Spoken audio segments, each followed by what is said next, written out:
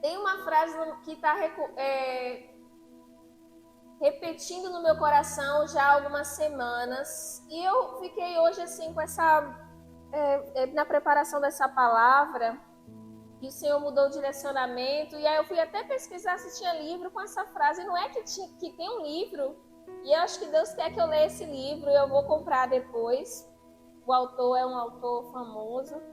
E o título dessa pregação de hoje é O que Deus requer de nós. Amém? E aí eu fiquei com essa frase no coração. O que Deus requer de nós? Tem um tempo isso já... E não sei se você entende o que isso significa, mas traduzindo o que essa frase significa é o que Deus quer de você. O que Deus quer da sua vida, do seu agir, do que você faz. O que Deus quer de você. Porque quando a gente está estudando e a gente tem um professor e a gente não conhece aquele professor e ele passa lá 2 capítulos daquele livro para você estudar, você fala, meu Deus, o que esse professor vai cobrar nessa prova? Ele pode cobrar tudo. Só que quando você vai conhecendo aquele professor, você fala assim, não, com certeza o professor vai cobrar essa questão aqui na prova, porque ele falou muito disso. Vocês estão entendendo onde eu quero chegar? E perguntaram para Jesus o que é necessário para a gente fazer a obra de Deus. Jesus dá uma resposta muito simples e chega a assustar às vezes. Então abra em João capítulo 6, versículo 25 a 29. Quero parabenizar ali nossa irmã Lívia, que está, rapidinho, o senhor está fazendo curso, está se aperfeiçoando, né? É muito bom ver essas crianças crescendo em estatura e graça, né? Jesus tinha acabado de andar sobre as águas, tinha multiplicado os pães, e ele tinha chegado do outro lado e as pessoas não tinham alcançado ele. Eu perguntaram como é que o senhor chegou aqui, se a gente ficou te esperando do outro lado. O largo da Galileia é muito grande, né? Ele parece um mar. E aí Jesus vê aquela multidão que estava atrás dele, não porque queriam crer nele como filho de Deus, mas queriam ver de novo o quê? O pão, a multiplicação do material. E aí eles perguntam, acontece isso aqui.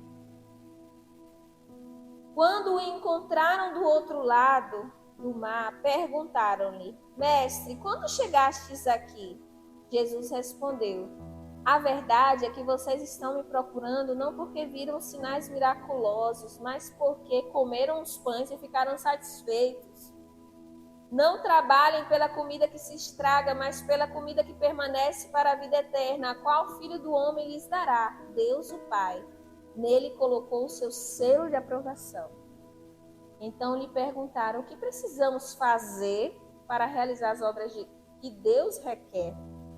Jesus respondeu, a obra de Deus é esta, crer naquele que ele enviou. Perguntaram para Jesus o que precisamos fazer para cumprir as obras de Deus. Jesus responde, a obra é essa, crer em Jesus Cristo. E o que isso me trouxe de reflexão? O povo estava buscando Jesus ali pelo pão físico, uma coisa que acaba. Queriam saciar a carne, queriam trabalhar por isso, para que nunca faltasse pão. Imagina, você está em casa e não precisar fazer feira, porque só você botar a mão em cima do arroz e o arroz multiplicar. Acho que passou na cabeça desse povo assim, a gente nunca mais vai sofrer. A gente nunca mais vai passar fome. E aí Jesus revela a intenção do coração daquele povo. Vocês estão aqui, não é porque vocês creram em mim como Senhor e Salvador da vida de vocês. Vocês estão aqui porque vocês viram o pão multiplicar e vocês querem mais disso. Então Jesus sempre vai revelar as intenções do nosso coração. Porque a Bíblia diz que ele sabe o que se passava no coração dos homens. Você não precisa dizer nada a Jesus. Jesus sabe o que se passa pelo seu coração. Às vezes você precisa falar para você se escutar. Quem aqui já teve um dia que você reclamou tanto que você fala assim, nem eu estou me aguentando hoje. Esses dias eu estava assim. Eu falei assim, nem eu estou me aguentando mais. Se eu estivesse no deserto, eu já tinha sido fulminada. Eu não estava reclamando de Deus, eu estava igual Jeremias no livro de Lamentações, lamentando. E aí, Jesus diz assim, o esforço de vocês precisa ser em prol daquilo que é eterno, não daquilo que vai acabar. E aí Jesus responde simplesmente, sabe qual é a maior obra da tua vida? Crer em Jesus. A maior obra hoje da vida de vocês é crer em Jesus. Porque Ele vai nos capacitar, irmãos. Ele vai nos capacitar. Não há dúvida disso. Você precisa crer em Jesus Cristo, porque as demais coisas vão ser acrescentadas. O pão, a vestimenta, a provisão. Não se engane, nós pensamos, será que nós vamos conseguir manter esse lugar? Como você sabe, a gente questionou, e se a gente voltar de novo? Mas nós precisamos crer, nós precisamos dar um passo de fé. Não é assim? Nós precisamos ter um lugar seguro para as crianças, nós precisamos continuar atraindo as pessoas, chamando elas, estando próximas delas. Mas a gente precisa ter fé. Como vocês sabem, hoje nós estávamos no velório. E o velório é um lugar, como a Bíblia fala, de reflexão, né? E aí, na hora que o caixão foi sair da mãe de Edi, eu chorei muito, porque eu vi um esposo de 80 e poucos anos também, vendo o amor da sua vida, indo pela última vez. E aí eu pensei assim, esse vai ser o fim com relação a Eider e eu. Vai ser eu primeiro ou vai ser ele? Mas esse é o final correto. É o final de um casal que permaneceu até o fim, seja nos trancos ou barrancos, seja nas dificuldades, seja nas alegrias. Vocês estão entendendo?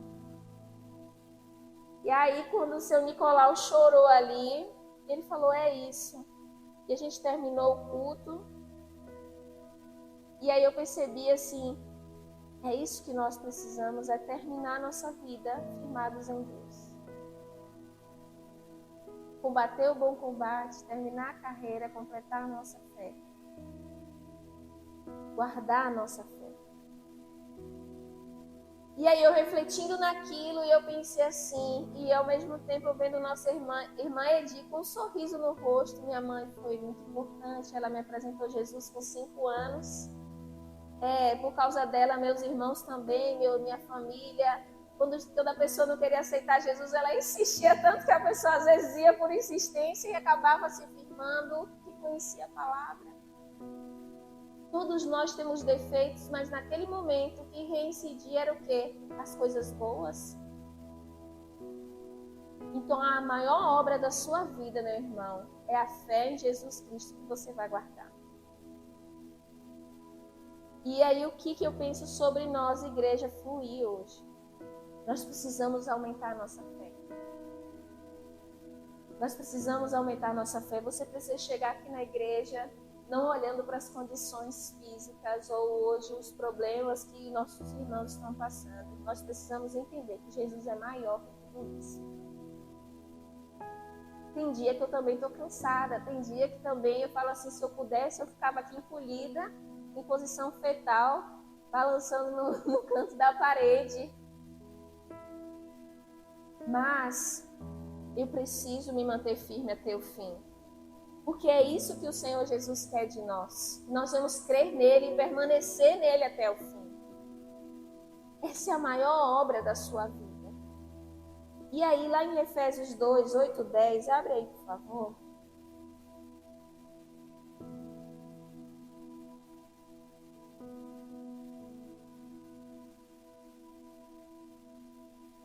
Efésios 2, 8 e 10. 8 e 10.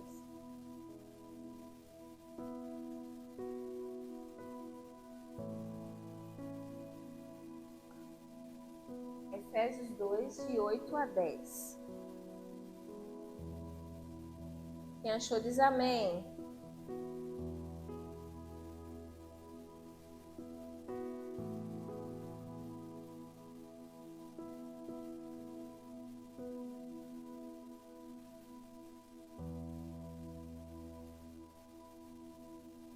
Efésios 8, 2, de 8 a 10. E diz assim: Pois vocês são salvos pela graça, por meio da fé. E isto não vem de vocês, é dom de Deus, não por obras, para que ninguém se glorie, porque somos criação de Deus realizada em Cristo Jesus, para fazermos boas obras, as quais Deus preparou antes para nós as praticarmos.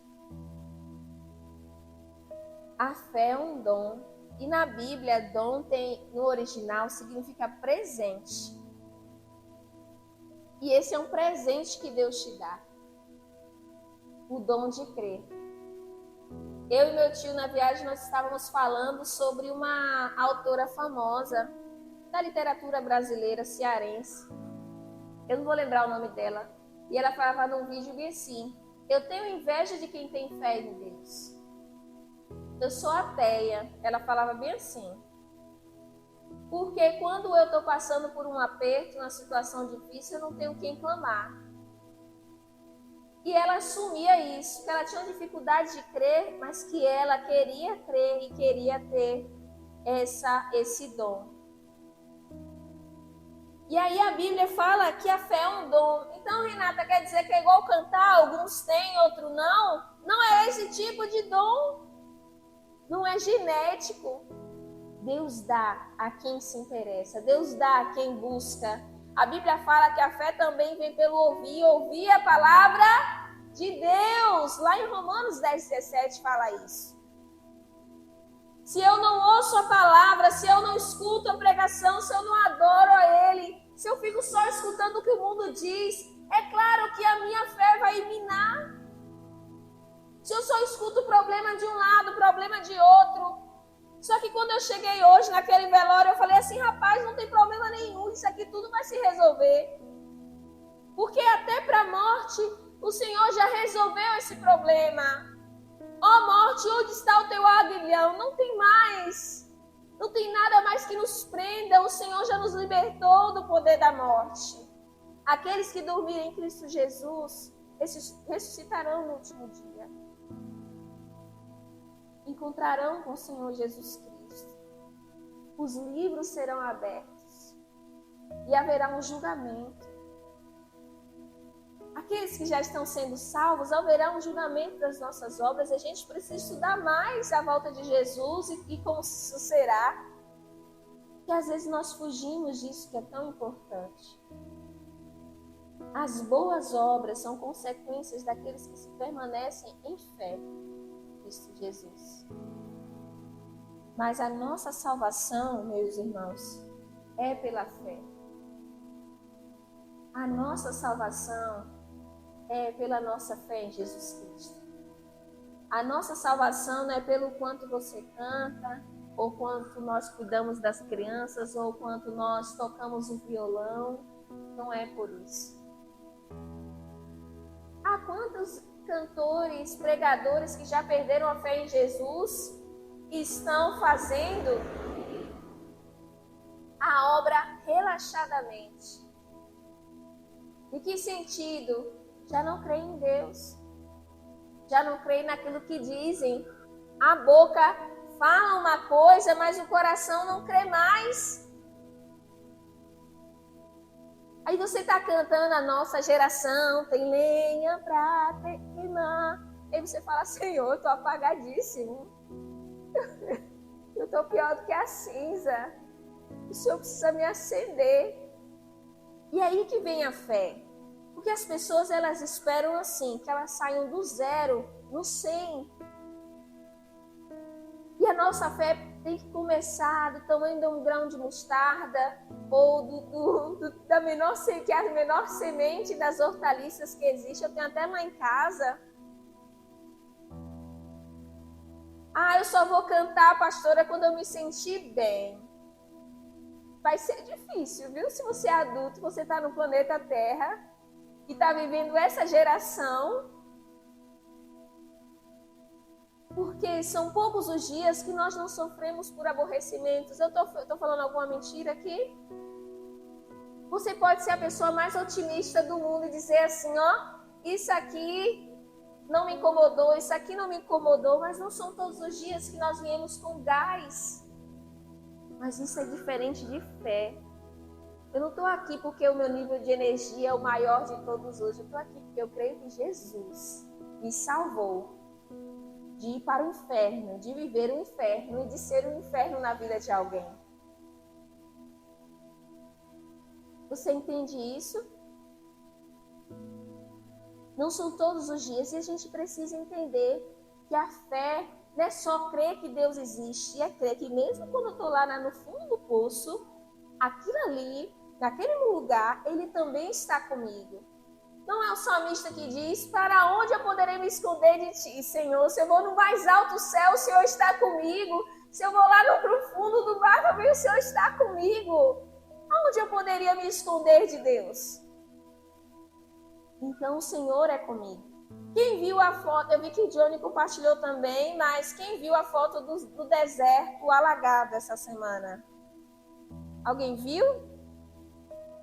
Eu vi hoje um ensino falando assim, quando a gente lê o Salmo 23, a gente ouve falar dos pastos verdejantes, né? Não fala assim? O Senhor é meu pastor, Ele me conduzirá aos pastos verdejantes. E a gente acha que é como aquele campo de grama que a pessoa corre e tudo é verde, né?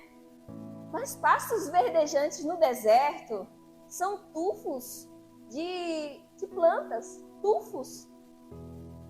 Porque esse lugar de pasto verdejante é para você se abastecer, é para você comer, para você se alimentar. E depois, meu filho, é pauleira de novo.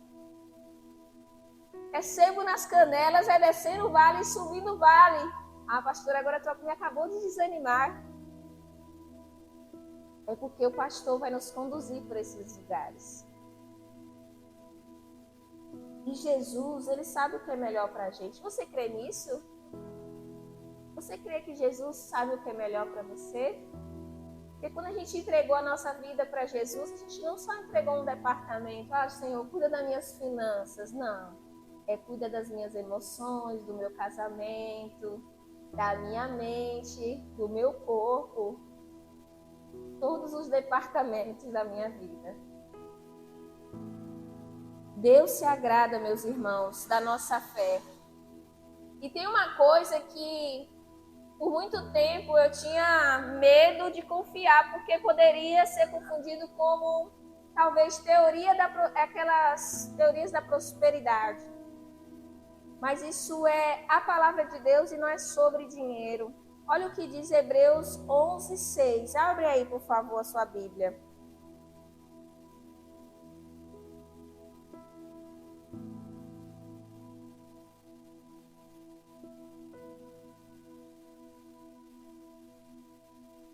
Hebreus 11:6.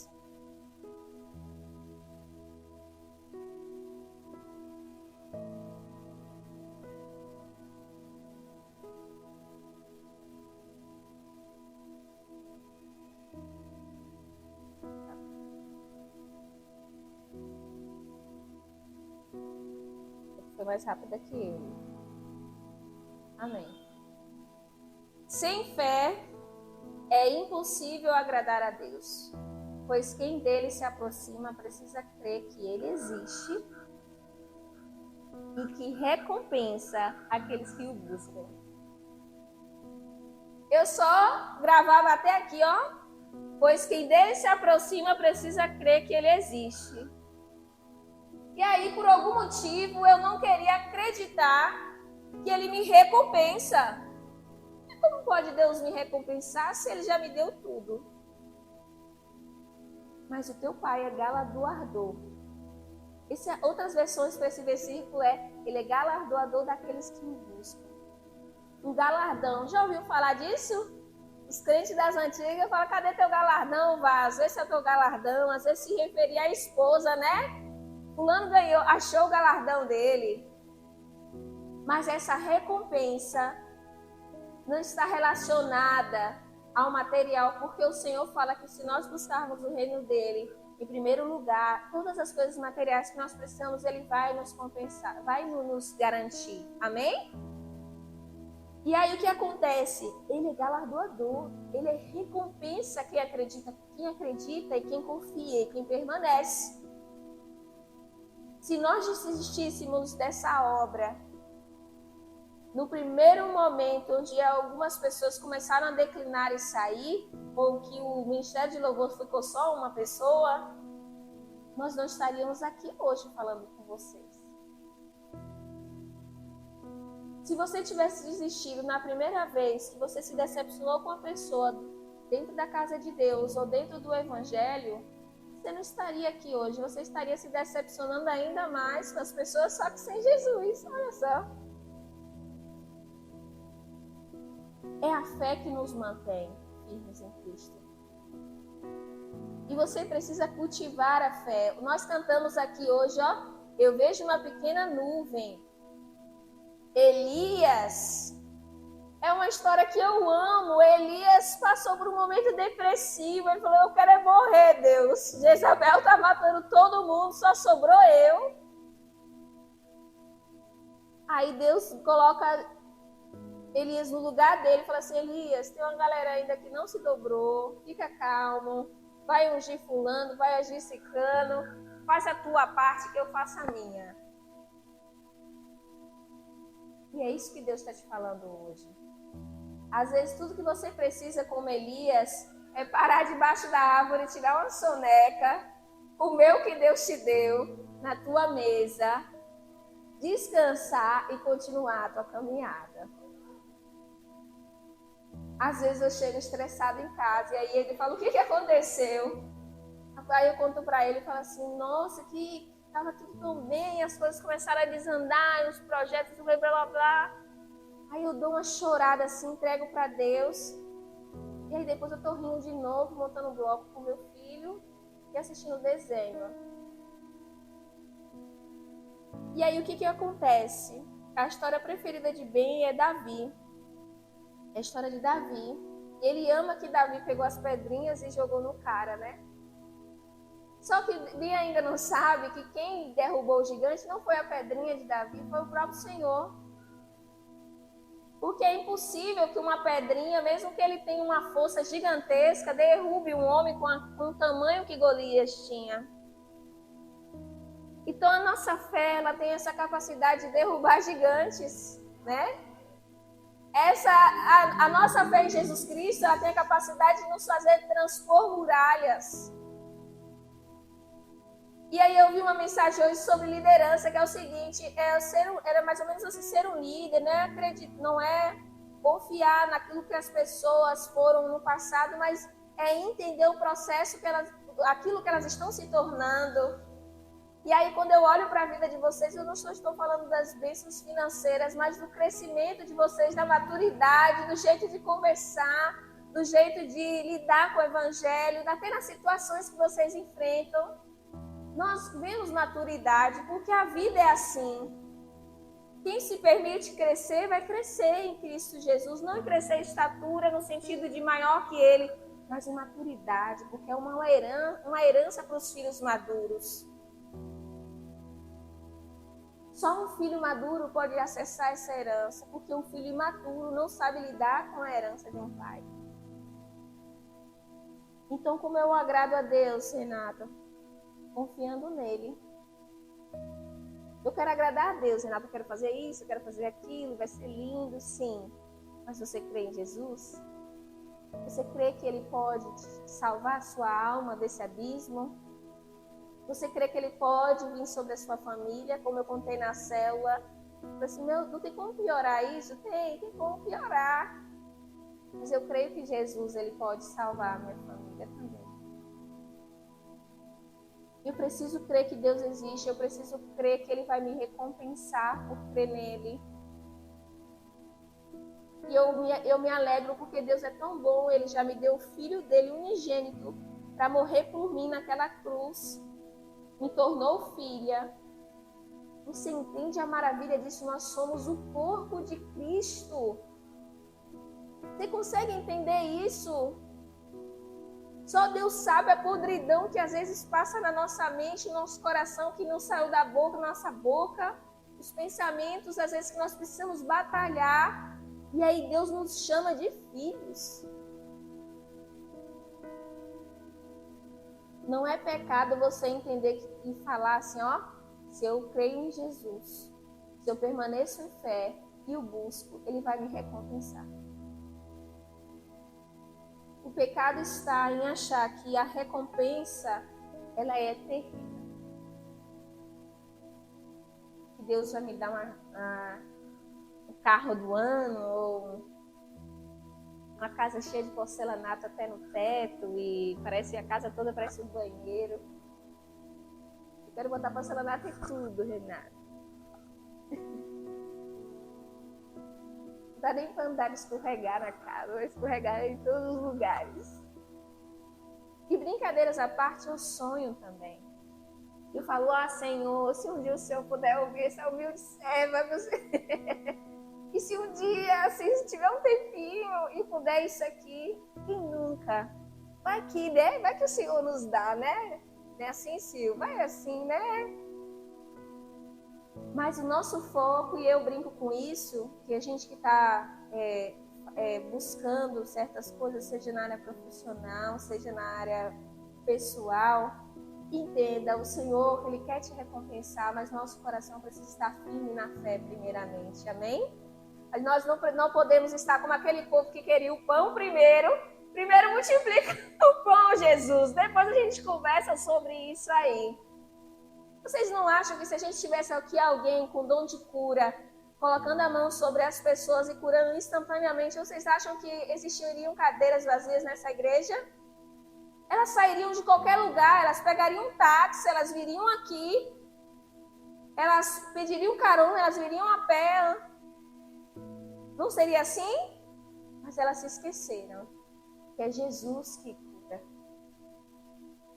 Então eu creio, Dona Bia, que Edu vai ser curado. Eu sonho direto com ele. Essa semana foi mais uma vez. Ele andando na igreja, sem nenhuma dificuldade. Amém. Eu creio que aqueles que estão passando por situações difíceis vão superar, assim como nós ouvimos os testemunhos de muitos de vocês aqui. Só Deus sabe de onde Ele me tirou, do lamaçal do pecado que eu estava. E a prova da nossa fé, durante essas batalhas, enquanto o nosso sim não chega, isso gera perseverança no nosso coração. Porque a prova da nossa fé é a perseverança durante o deserto. É dizer assim, Jesus, até agora eu não alcancei o que eu gostaria de ver, mas eu estou aqui por ti e vou permanecer contigo até, ou se o Senhor também não quiser me dar, mas eu estou aqui. Faça essa oração ousada. Faça a oração ousada de entregar o seu coração totalmente ao Senhor e dizer assim, eu não sei do que vai ser daqui para frente, Senhor, mas eu quero estar contigo até o final. Então, Tiago 1, 2, abre aí para você ver. Está caminhando.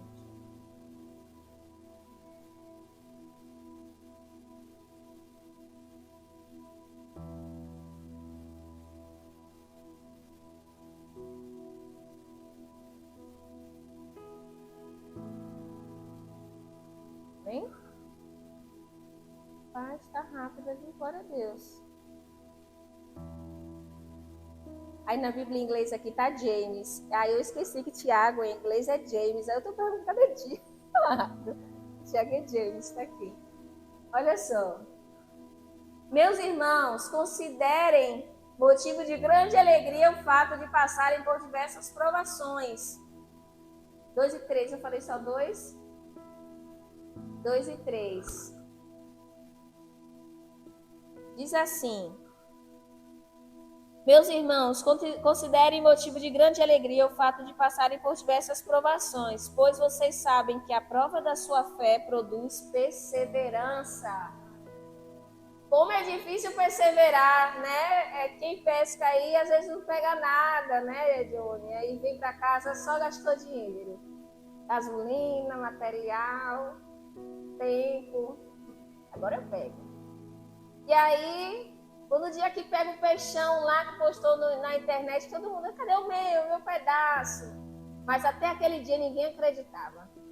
Até aquele dia ninguém colocava fé que Johnny ia pegar aquele peixe, porque a gente só via falar, só história de pescador. Mas é isso que acontece. Quando nós passamos por uma prova, o nosso caráter é revelado. Se Johnny parasse no meio do caminho, talvez naquele dia, aquele minuto antes, se ele recolhesse, né, o material dele e guardasse, ele não teria pegado aquele peixe. A gente não viu um pedaço, mas a gente sabe que existe, né? A gente viu a foto.